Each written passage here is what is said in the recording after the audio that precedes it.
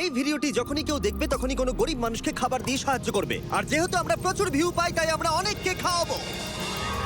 এই নাও তোমারটা ধরো। অনেক অনেক ধন্যবাদ। আরে কোনো ব্যাপার নয়। যদি তোমরা ভাবো এটা কিভাবে হচ্ছে, যখনই কেউ আমাদের পুরো ভিডিও দেখে, এই যেমন তুমি এখন দেখছো, তাতে মানি জেনারেট হচ্ছে। আর এই ভিডিওটা যতজন দেখবে তাতে আমরা যা উপার্জন করব সেই দিয়ে আমরা গরিব মানুষদের খাওয়াবো। সবাই খেতে পাবে। কিন্তু শুধু আমরা এটাই করব না।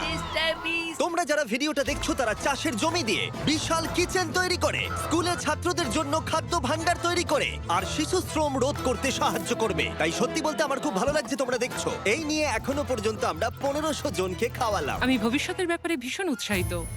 যে খাবারগুলো আমরা খাওয়াচ্ছি সেগুলো খুবই সাশ্রয়ী এবং পুষ্টিগুণে ভরপুর। আর সত্যি বলতে আমেরিকার বেশিরভাগ খাবারের থেকে বেশি স্বাস্থ্যকর। জিমি, আমার এটা কেন মনে হচ্ছে যে পুরোটা আমিই বইছি। চলো খাওয়ানো যাক।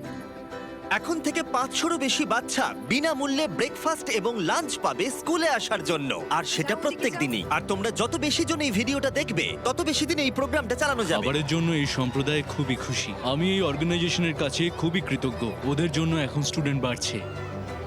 আর একে খাওয়ানোর সাথে সাথেই এইমাত্র আমরা পুরো স্কুলকে ব্রেকফাস্ট খাওয়ালাম। আমরা এখানে যে কোনো জায়গায় ঠিক বসতে আছে। পারি। এখানে যে কোনো টেবিলেই বসতে পারবো তো?